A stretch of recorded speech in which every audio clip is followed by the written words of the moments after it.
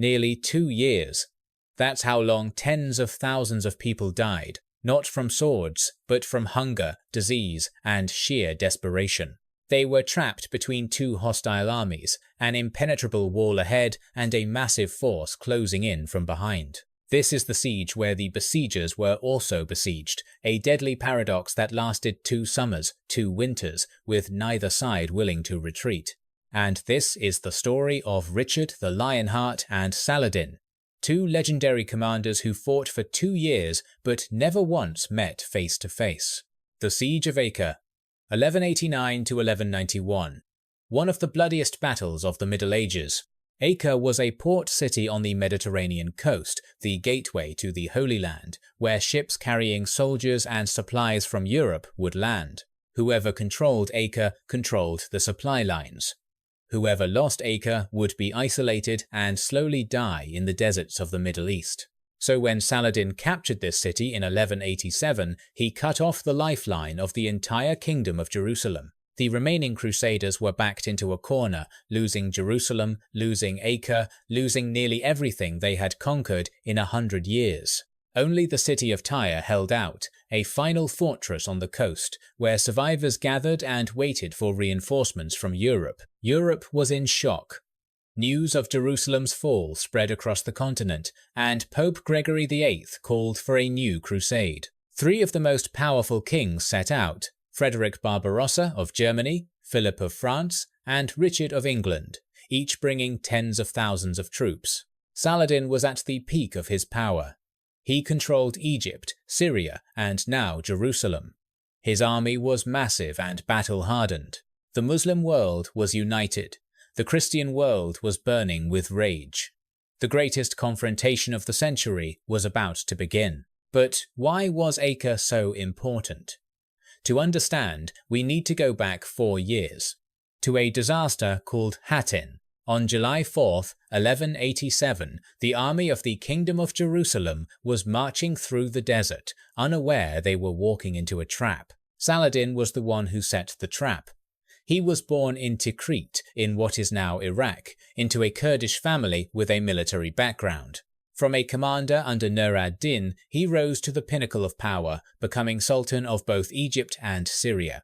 His opponent was Guy de Lusignan, King of Jerusalem, a French nobleman who gained the throne by marrying a princess, not through military skill. Saladin lured the Crusaders away from water sources, forcing them to march through barren land under the scorching July sun of the Middle East. By the time the Crusaders realized the trap, they were exhausted from thirst, their horses collapsing, surrounded by Muslim forces on the hill of Hattin. Saladin ordered the dry grass around the enemy camp set on fire, smoke filling the air, making the parched throats burn even more in the hot wind. The battle ended in a single day. Nearly the entire army of the Kingdom of Jerusalem was destroyed or captured, including King Guy himself. The true cross, the most sacred relic of Christianity that the Crusaders carried for blessing, fell into Saladin's hands. Saladin released King Guy after receiving his oath never to take up arms against him again. But he executed all the Knights Templar and Hospitaller. These knights were the most elite forces, and Saladin knew if he released them, they would fight again. It was a cold military calculation. After Hattin, cities fell like dominoes. Acre surrendered without resistance. Tiberias fell. Jaffa as well. On October 2nd, Saladin stood before the gates of Jerusalem, the city Christians had held for 88 years. Jerusalem surrendered after a 2-week siege. Saladin allowed the inhabitants to ransom themselves and leave safely, unlike the massacre the Crusaders committed years before. This left Europe both shocked and ashamed. The infidel showed more mercy than those who called themselves warriors of God. But for Christians, the fall of Jerusalem was an unbearable humiliation, and they swore to reclaim it at any cost. Pope Gregory died from shock upon hearing the news, and his successor immediately called for the Third Crusade. King Guy had been released, but he broke his oath and was determined to reclaim his lost kingdom despite having no army or fortress. And in that desperate situation, the king without a kingdom made what many consider the most insane decision in history. He would attack Acre, the largest and most heavily fortified city, with an army smaller than the garrison defending it. In August 1189, King Guy had about 7,000 to 9,000 infantry and a few hundred knights, less than 10,000 total. Meanwhile, Acre had a garrison of around 20,000 troops, and Saladin could mobilize tens of thousands more from Egypt and Syria. By every rule of medieval warfare, besiegers needed 3 times the defenders' numbers. Guy had less than half the troops inside the city, but Guy had nothing left to lose. His wife, Queen Sibylla, was the sole source of his power. Without reclaiming land, he was no longer king. He landed on the coast near Acre, attempted a surprise attack but failed, then decided to dig in and wait for reinforcements from Europe. Word spread, and armies from everywhere began arriving. Denmark, Frisia, France, Germany, Italy, even Armenia sent troops. By late September, Crusader numbers had grown to about 30,000 infantry and 2,000 cavalry, with over 100 warships blockading the port. But Saladin would not stand idle. On September 15th, he led his main army to Acre and attacked Guy's camp from behind. The battle was inconclusive, but it created an unprecedented situation. The Crusaders besieged Acre, and Saladin besieged the Crusaders. This was the double siege. The Christians were trapped between fortified walls ahead and a massive Muslim army behind, unable to advance or retreat. On October 4th, a major battle erupted. The Crusaders nearly broke through Saladin's lines, but then everything collapsed. When the knights pushed too deep, the Acre garrison sortied from behind, striking their flank. The Crusaders were caught between 2 pincers and suffered heavy losses. An estimated 4,000 to 5,000 Crusaders died in this battle, including Gerard de Riedford, Grand Master of the Knights Templar. After that, neither side had the strength for another major battle. They dug trenches, built fortifications, and prepared for a prolonged war of attrition. In October, 50 Muslim warships broke through the blockade, bringing 10,000 reinforcements and supplies into Acre. The Crusaders held on, but they began to starve. Sea supplies were disrupted by winter storms and enemy ships. That winter was particularly harsh. Cold rain, sea winds, and disease began ravaging the Crusader camp. But they still held hope, because rumours spread that the largest army was on its way, 100,000 German troops under the Emperor's command. Frederick Barbarossa, 67 years old, Holy Roman Emperor, was leading his army across Europe to rescue them. The Christian world awaited him like a saviour. But what they received was not an army, but shocking news. Frederick Barbarossa was the most experienced emperor in Europe, having ruled for nearly 40 years and fought campaigns across the continent. He departed from Germany in May 1189 with an army reportedly numbering up to 100,000 men, a massive figure for that era. The army crossed Hungary, defeated the Seljuk Turks at Iconium, and entered Armenia, just weeks away from the Holy Land. On June 10, 1190, Frederick decided to cross the Saleph River on horseback instead of waiting for his army to use the bridge. The river was not deep, the water only reaching his hips, but the current was strong and the emperor was exhausted from months of marching in scorching heat. His horse slipped, the emperor fell into the water, and his heavy armor dragged him under. When soldiers pulled him out, he was dead. 100,000 troops lost their leader. Within days, most turned back or died from disease near Antioch. Only 5,000 reached Acre. Saladin breathed a sigh of relief upon hearing the news. He considered it a miracle from Allah that the greatest threat had vanished without a single battle. The grim news reached Acre in winter, when the Crusaders were dying slowly from cold, hunger, and cholera ravaging the camp. Food became so scarce that knights had to eat their own war horses, the most valuable possession a medieval warrior owned. A loaf of bread that normally cost 1 penny was now selling for 60 shillings, hundreds of times more. Horse entrails became a luxury. On January 20th, 1191, 3 major nobles died on the same day, including Frederick of Swabia, the emperor's son. Henry of Champagne, one of the most important commanders, lay bedridden for weeks from illness, but fortunately recovered. On February 13th, Saladin broke through the lines and managed to bring reinforcements into Acre, replacing the garrison exhausted by disease. Without fresh troops, the entire garrison would have died from sickness, not swords. That was how brutal this siege had become. Meanwhile, outside Acre, the Crusaders held on despite losing hope. They had endured nearly 2 years and refused to give up. Spring arrived, and conditions improved slightly.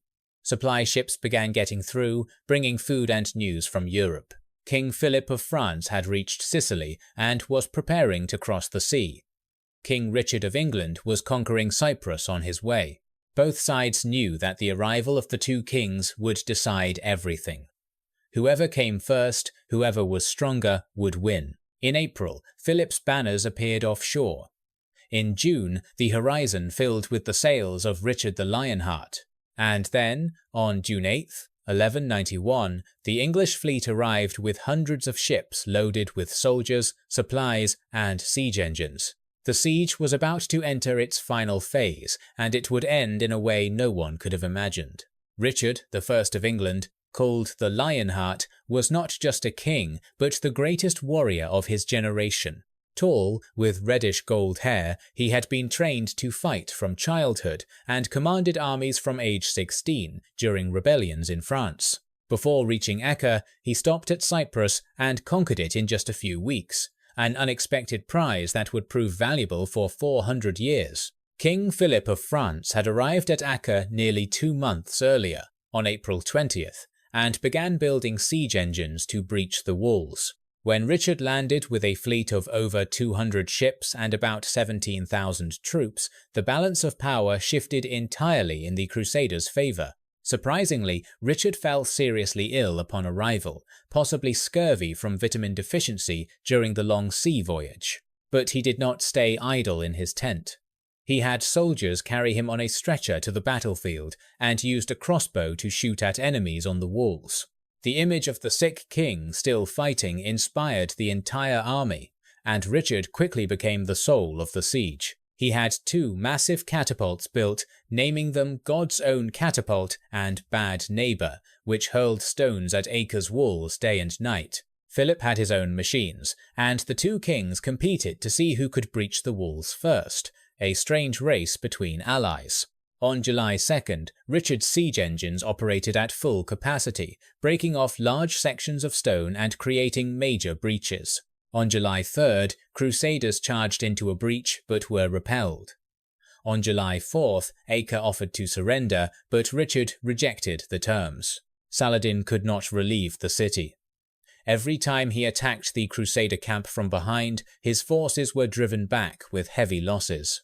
On July 11th, the final battle took place. The next day, Acre's garrison sent envoys to surrender without Saladin's consent. On July 12, 1191, Acre fell. Richard accomplished in 5 weeks what Guy had failed to do in 2 years. When the Crusader banner flew over the walls, Duke Leopold of Austria also raised his flag, claiming equal credit with the kings. Richard would not accept that. He ordered Leopold's flag torn down and thrown into the moat, an insult the Duke would never forget. Surrender terms were negotiated. Saladin had to pay 200,000 gold dinars, return the True Cross, and release 1,000 Christian prisoners. In exchange, the Crusaders would release approximately 2,700 Muslim prisoners, those who had defended the city for 2 years. Philip fell seriously ill and decided to return to France in late July, leaving his troops under Richard's command. Leopold also departed after the insult. Richard was now the sole leader of the Crusader army, and he wanted to march on Jerusalem immediately. But there was a problem with the prisoners. Saladin was slow to pay the ransom. The first installment on August 11th was rejected by Richard because some important nobles were missing from the list. Richard suspected Saladin was stalling to gather his army and counterattack. He could not march on Jerusalem with nearly 3,000 prisoners following behind.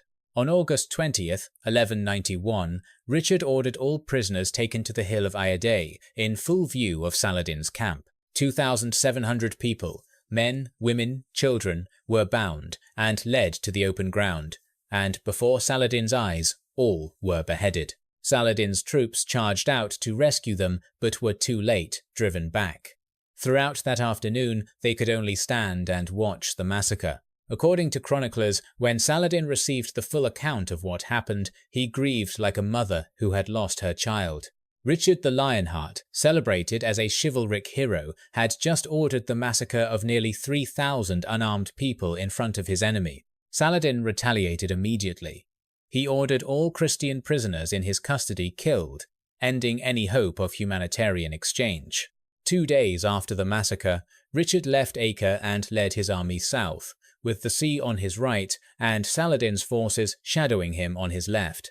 On September 7th, the two armies clashed at Arsuf. Richard maintained disciplined formations, and when Muslim forces pressed too close, he ordered a counterattack. It was a decisive victory for the Crusaders. Saladin retreated with heavy losses and never again dared to face Richard in open battle. Richard captured Jaffa, rebuilt fortresses along the coast, and twice advanced close enough to Jerusalem that he could see its walls. But both times he turned back. He knew that even if he captured Jerusalem, he did not have enough troops to hold it when Saladin counterattacked. That was the paradox of the Third Crusade. Richard won every battle, but Jerusalem, the sole objective, remained unliberated. In 1192, Richard and Saladin signed a treaty. Christians were granted the right to pilgrimage to Jerusalem, but the city remained under Muslim control. Acre became the new capital of the Kingdom of Jerusalem, and it would survive for exactly 100 more years, until it fell in 1291. Richard left the Holy Land in October 1192, but he would never return to England smoothly. On his way home, he was captured by Duke Leopold. Yes, the same man he had humiliated at Acre, and was imprisoned until 1194. Saladin died in March 1193, just months after Richard's departure, exhausted from years of warfare. When they opened his treasury, they found only 1 gold coin and 40 silver pieces. The great Sultan had given everything away, not enough left for his own funeral. And here is the strangest thing. Throughout 2 years of fighting, Richard and Saladin never met face to face, not even once. They exchanged envoys, sent gifts to each other when ill. Richard even proposed marrying his sister to Saladin's brother to end the war. But the two men who shaped the Third Crusade, two legends admired by both Europe and the Middle East, never once laid eyes on each other.